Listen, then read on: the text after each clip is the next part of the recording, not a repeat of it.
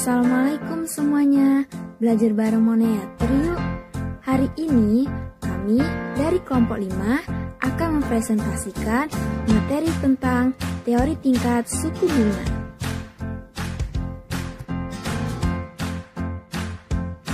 Pertama-tama yang kami hormati dosen pengampu mata kuliah Ekonomi Moneter 1, Bapak Aryo Dila Hidayat SE MSI, Ibu Dr. Siti Rohima SE MSI, dan Ibu Sri Andayani SE MSI. Sebelum memasuki materi, izinkanlah kami memperkenalkan nama-nama anggota kelompok 5. Yang pertama ada Satira Salsabila Ergogos. Yang kedua ada Rini Rahmawati. Yang ketiga ada Nashwa Anindita Ataullah. Yang keempat ada Ibu Warista. Dan yang kelima ada Mirinda Gustria. Langsung saja memasuki materi, disimak dengan baik-baik ya teman-teman.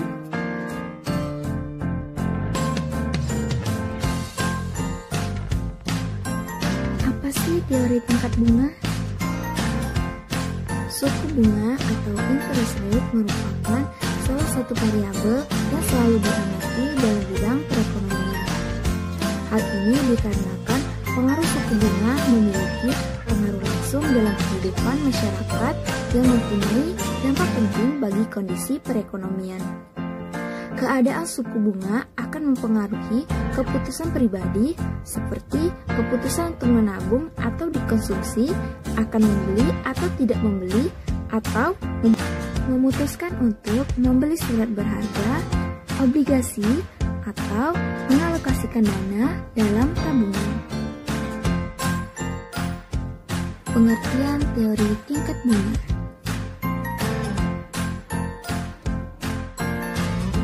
Tingkat suku bunga ialah harga yang harus dibayar oleh peminjaman untuk memperoleh dana dari pemberi pinjaman dalam jangka waktu yang telah disepakati.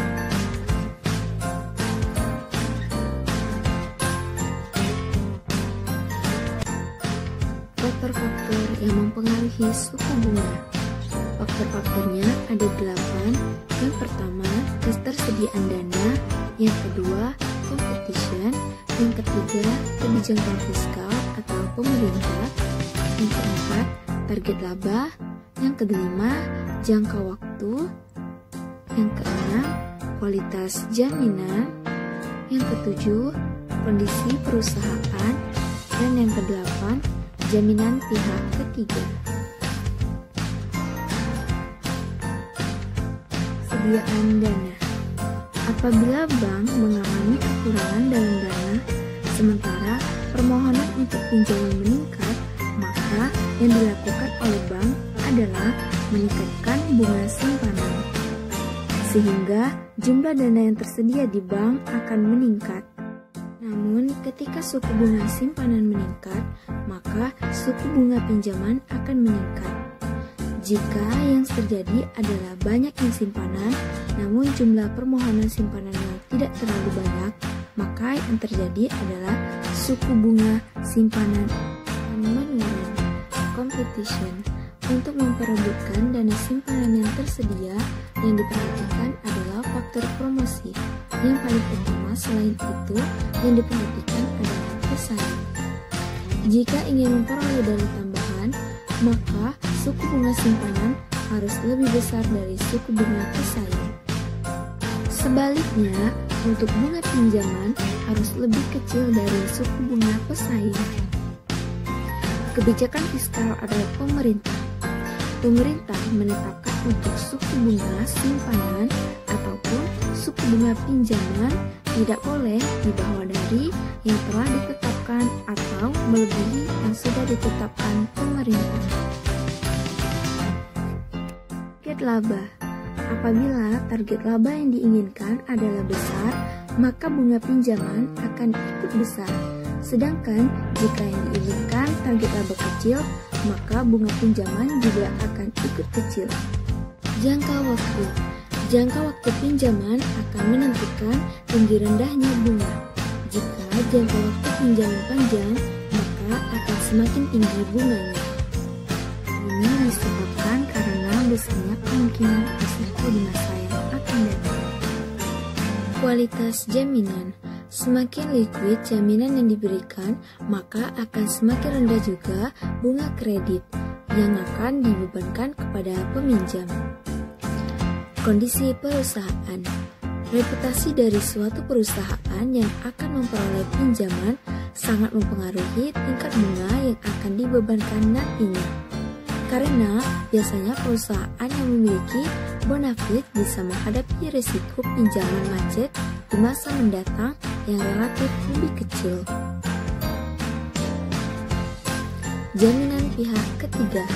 Pemberian jaminan yang diberikan oleh penerima pinjaman biasanya dalam bentuk jaminan bonafide dari segi keamanan membayar dan reputasi maupun loyalitasnya terhadap bank. Maka bunga yang akan dibebankan pun juga berbeda. Selanjutnya adalah jenis-jenis suku bunga.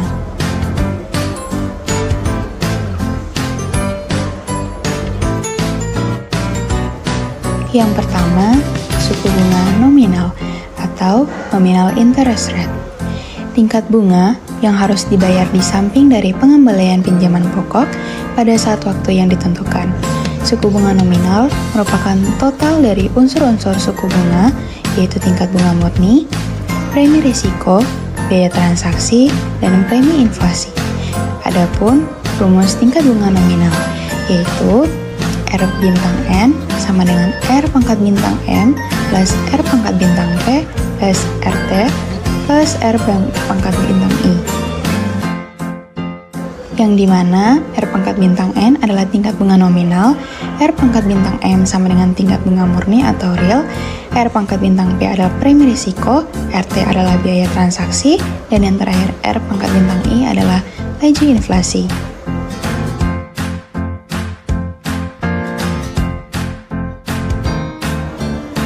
Yang kedua adalah suku bunga murni atau real interest rate.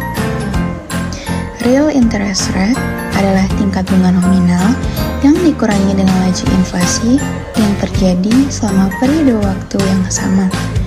Adapun rumus tingkat bunga murni atau real interest rate yaitu R pangkat bintang M sama dengan R pangkat bintang N dikurangi Q atau IR sama dengan LN dikurangi LI.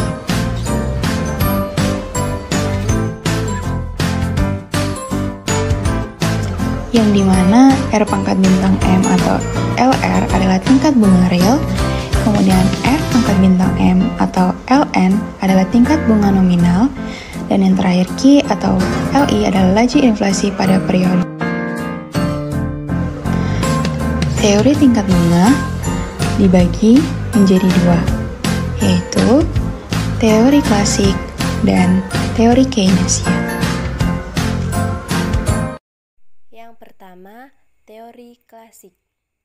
Ahli ekonomi klasik berkeyakinan bahwa rumah tangga akan menabung sebagian dari pendapatan yang diperolehnya, sehingga permintaan tidak akan pernah terjadi kekurangan dalam perekonomian.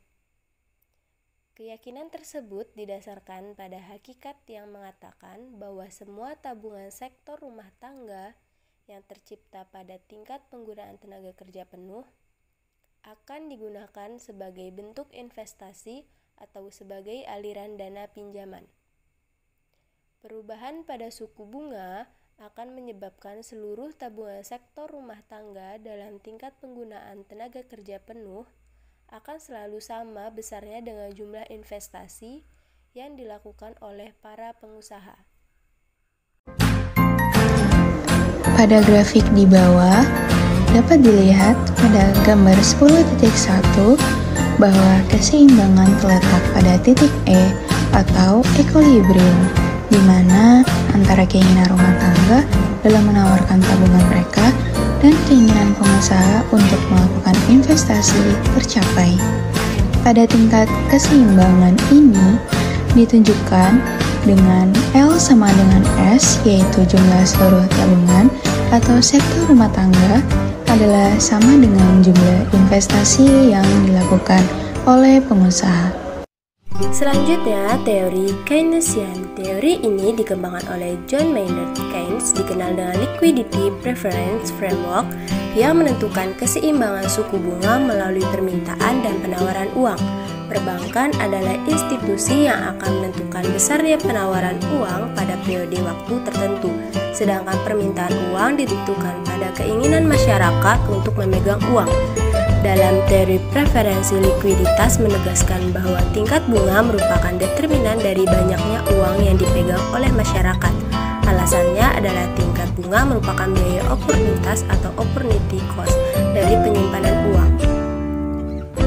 Bagaimana faktor penawaran dan permintaan mempengaruhi bunga ditunjukkan pada gambar berikut ini.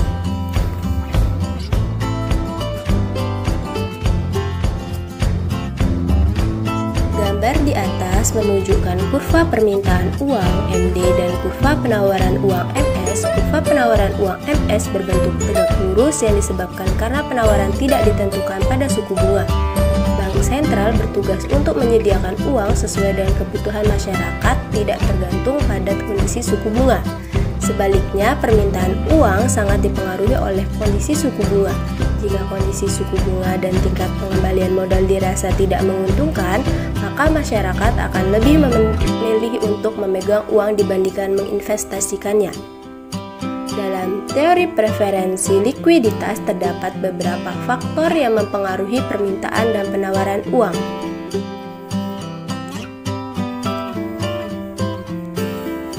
Faktor yang pertama yaitu faktor yang mempengaruhi pergeseran dan permintaan untuk uang, yaitu dampak pendapatan.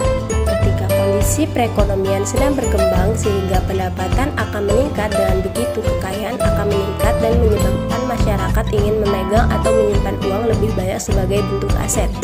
Selanjutnya yaitu dampak tingkat harga. Keynes berpandangan bahwa orang akan peduli dengan jumlah uang dalam bentuk real. Jika tingkat harga naik, maka jumlah uang nominal tidak lagi bernilai sama atau tidak dapat digunakan untuk membeli sebanyak barang dan jasa real sebelumnya. Yang kedua, faktor yang mempengaruhi pergeseran penawaran untuk uang, yaitu yang pertama, dampak pendapatan.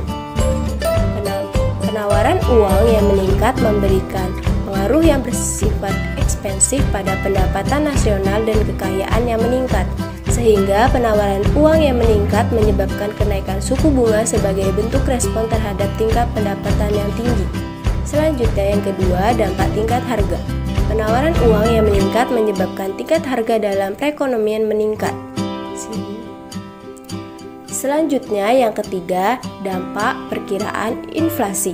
Semakin tinggi laju inflasi sebagai dampak dari meningkatnya penawaran uang juga dapat mempengaruhi suku bunga melalui perkiraan inflasi. Penawaran uang yang meningkat mendorong masyarakat untuk memperkirakan tingkat harga yang lebih tinggi di masa yang akan mendatang. Selanjutnya, teori paritas tingkat bunga atau interest rate parity theory. Interest rate parity theory adalah salah satu teori yang menganalisis hubungan antara perubahan kurs mata uang dengan perubahan tingkat bunga. Paritas suku bunga merupakan kondisi yang mencapai keseimbangan, yaitu selisih antara suku bunga antara dua valuta yang diimbangi oleh selisih kurs forward dan kurs spot. Terdapat tiga asumsi yang mendasari konsep interest rate parity theory. Pertama, surat berharga domestik dan asing dianggap mempunyai batas waktu dan risiko yang sama. Kedua, tidak adanya kontrol pada modal. Ketiga, tidak terdapat kesempurnaan pasar dan biaya transaksi. Dalam interest rate parity dikenal dengan paritas suku bunga tertutup dan paritas suku bunga tidak tertutup. Paritas suku bunga tertutup atau covert interest parity menunjukkan hubungan antara kurs saat ini atau kurs spot, kurs forward, dan suku bunga. Konsep ini mengharuskan surat berharga dalam mata uang yang satu harus memiliki manfaat yang sama dengan surat berharga dalam mata uang lain. Berbeda dengan convert interest parity, hubungan yang ditunjukkan dalam unconvert interest parity berkaitan dengan perkiraan kurs spot di masa yang akan datang, sehingga kurs forward dianggap sebagai peramal yang tidak biasa. Baiklah, selanjutnya Fisher effect. Suku bunga nominal atau nominal interest rate merupakan suku bunga yang tidak memperhitungkan variabel inflasi di dalamnya. Sedangkan suku bunga real atau real interest rate yaitu suku bunga yang disesuaikan dengan mengurangi perubahan yang diharapkan dalam tingkat harga atau inflasi, sehingga akurat dalam menunjukkan atau mencerminkan biaya peminjaman sesungguhnya. Yang terjadi jika tingkat bunga tinggi?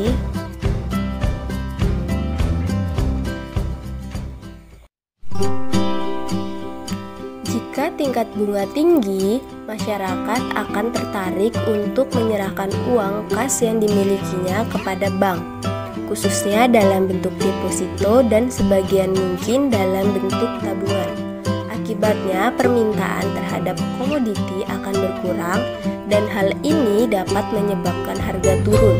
Turunnya harga akan mendorong dunia industri untuk mengurangi produksinya. Akibatnya, pengangguran dapat terjadi. Sisi lain, tingkat bunga yang tinggi akan membuat dunia industri mengurungkan niatnya untuk berinvestasi dan meningkatkan usahanya karena biaya kredit atau modal menjadi tinggi. Sekian penjelasan dari kami. Thank you for watching. Wassalamualaikum warahmatullahi wabarakatuh.